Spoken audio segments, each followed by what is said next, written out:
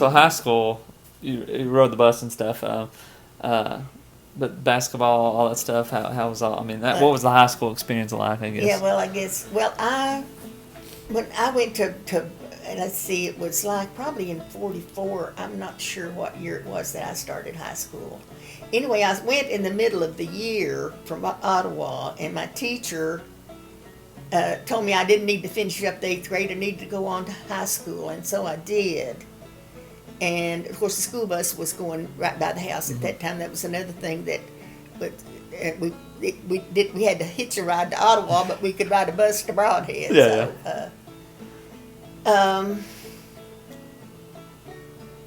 Got to Broadhead, and it was during the war, and there was Mr. Robbins was gone. He was the principal, and there was only like 3 teachers in high school. Wow. And a lot of times, one of them was Mr. John L. Saylor, and one was Miss Ruth Hendrickson. And then the other one was just whoever they could pick up out of the grade school to come over and do a science class or whatever. Yeah. And we just barely skimmed high school. We just didn't have enough teachers. But then by the time I graduated, Mr. Robbins had got back, and a teacher, Mr. Jack Wright, had married one of the Robbins girls, and he was teaching math there. So we had a math teacher the last year I was in high school. And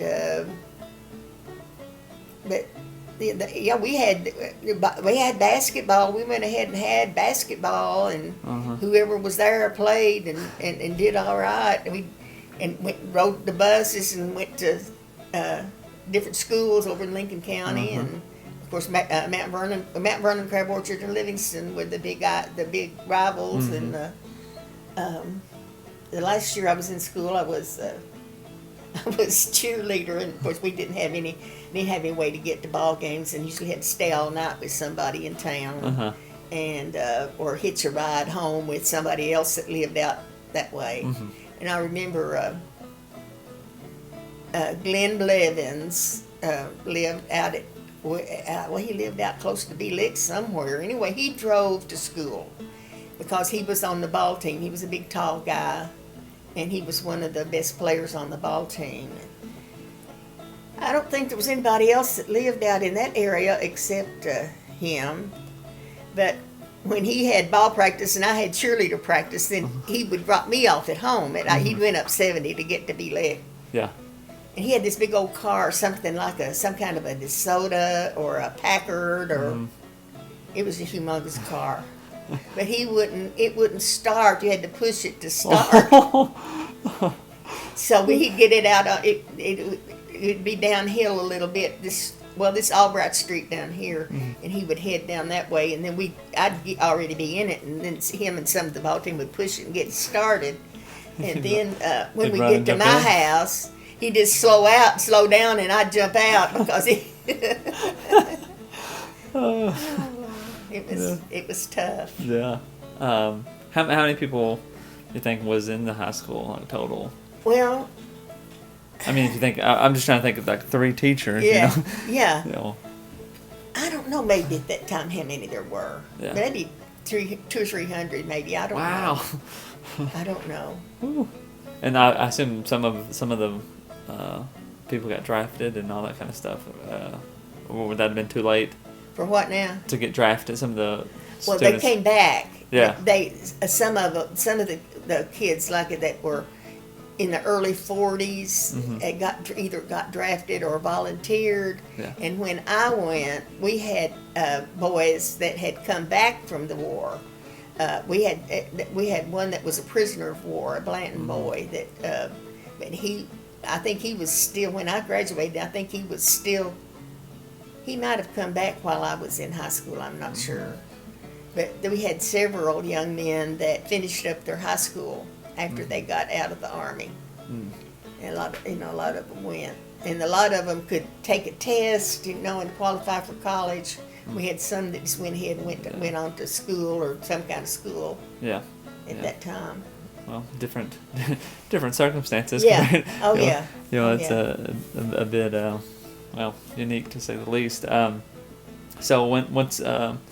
once you graduated college, or not college, once you graduated high school. I went to college at Berea, and I don't, Mr. Robbins or somebody, I don't remember filling out an application or anything, because not many people went, especially girls, didn't go to school, to college at that time. But the government law or the whatever, what did they call it?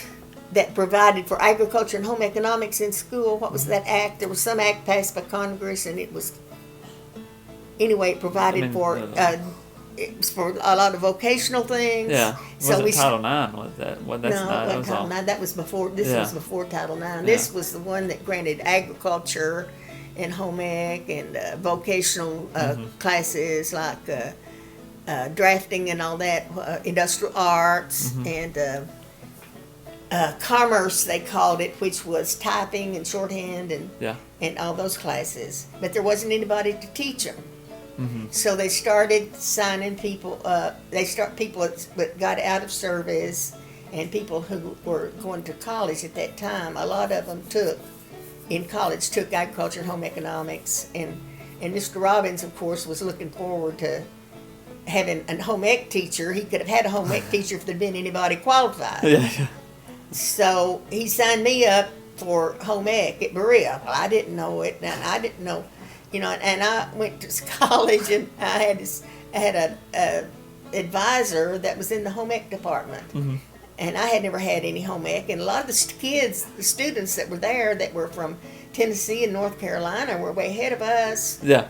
And they had already had it. And here they were. They knew how to lay a pattern on the material and cut out a dress and stuff. And I didn't know beans about it. My mom had always done that, And so, but I switched over to elementary real quick. Well, yeah, I don't blame you. I switched over to elementary too. I went to, when I started, I was going to be an engineer. Well, were you? Yeah. And then I got into some of that math classes. I was like, I don't really want to do all this. Math, yeah. Yeah. Right. So. Well, I didn't want to do that home ec either, but I got into it. And then Berea had this. People were teaching. Teachers were so short, and it was so critical that you could teach if you had 6 weeks of summer school.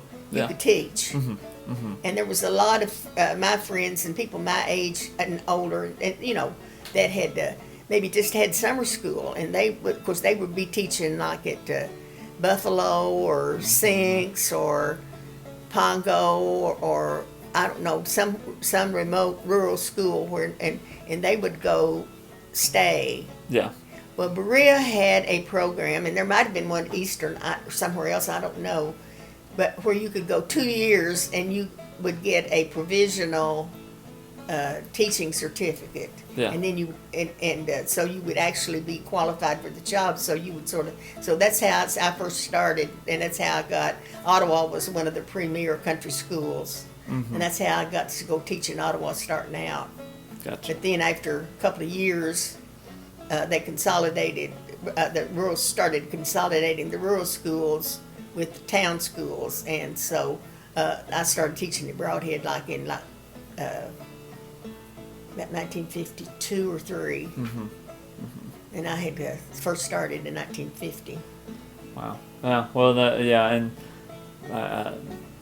once they started consolidating all the rural schools, that's when the busing really picked up, and everybody's Okay, because I'm trying to think of my grandma, Alma Jean, because Charlene, she went to Broadhead pretty much her whole. She lived here in town. Yeah. She said she was a city Town girl. girl. Yeah, town girl. Yeah.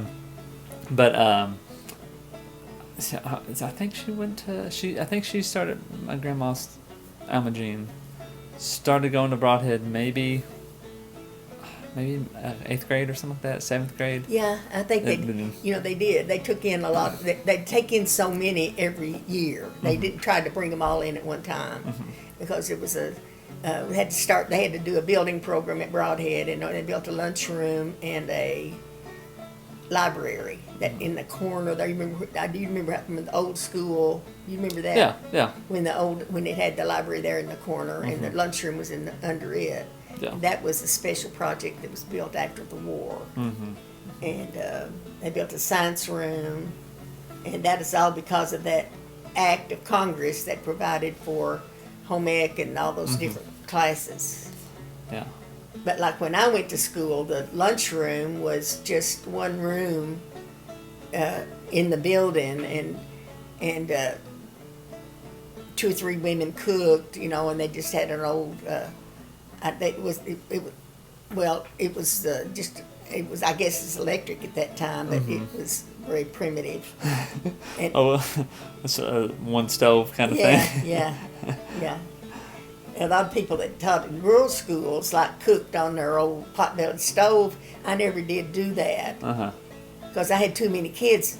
In Ottawa, I had a lot of kids, and you couldn't cook for, say, 50 kids or more on a pot-bellied stove. No, that's not gonna happen. But how long were you at Berea? I was at Berea 2 years. 2 years, okay. And then I started going to Eastern and finished my degree. Gotcha. Yeah. Now, did you stay on campus and all that? Mm-hmm. Yeah, okay. Berea did. Yeah, but I didn't at Eastern. Okay. And then you moved back here in Broadhead and started at Ottawa, pretty much. And you said your dad built this house. Did you say your dad built this house? Uh-huh. Okay. Yeah.